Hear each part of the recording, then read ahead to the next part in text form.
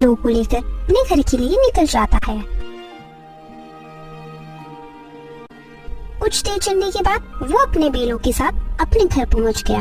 ये देखो, मैं 2 नए बेल ले आया हूँ, देखो और बताओ कैसे लगे। क्या बात है, ये बेल तो बड़े ही ताकतवर नजर आ रहे हैं, लगता है काफी महंगे होंगे। और क्या कीमत दी आपने इनकी? ये सस्ते तो नहीं हो सकते, है ना?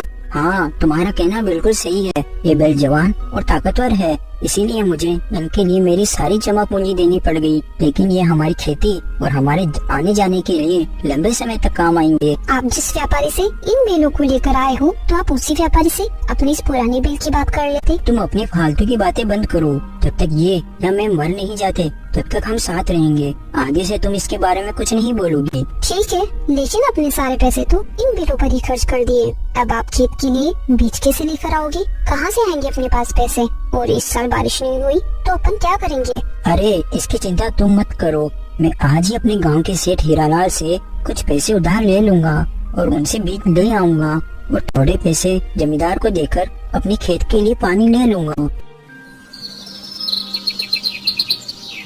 फिर अगले दिन भोला सेठ हीरालाल के यहाँ जाता है।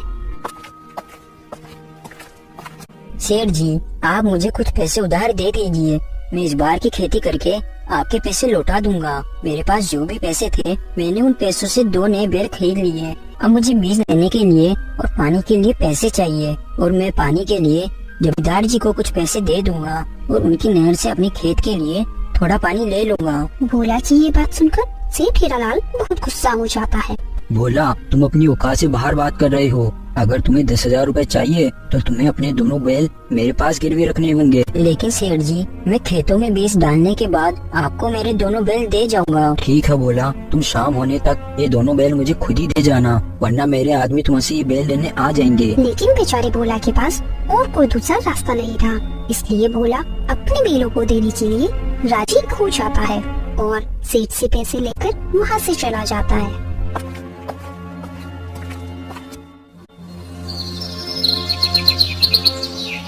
फिर अगले ही दिन से भोला खेतों में काम शुरू कर देता है। भोला सुबह से लेकर शाम तक अपने खेत में बहुत मेहनत करता और बीज बो देता है। फिर शाम होने पर सुनो, आज तुम्हें नए मालिक के पास जाना पड़ेगा, लेकिन तुम चिंता मत करो, मैं तुम्हें जल्दी ही वहाँ से छुड़वा लूंगा। जैसे ही मेरी फसल कटेगी मैं वैसे ही सेठ जी को पैसे देकर तुम्हें वहाँ से छुड़वा लूंगा। फिर भोला उन बेलों को लेकर सेठ हीरालाल के यहाँ चला जाता है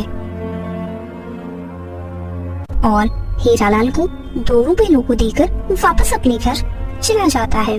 कुछ ही महीने में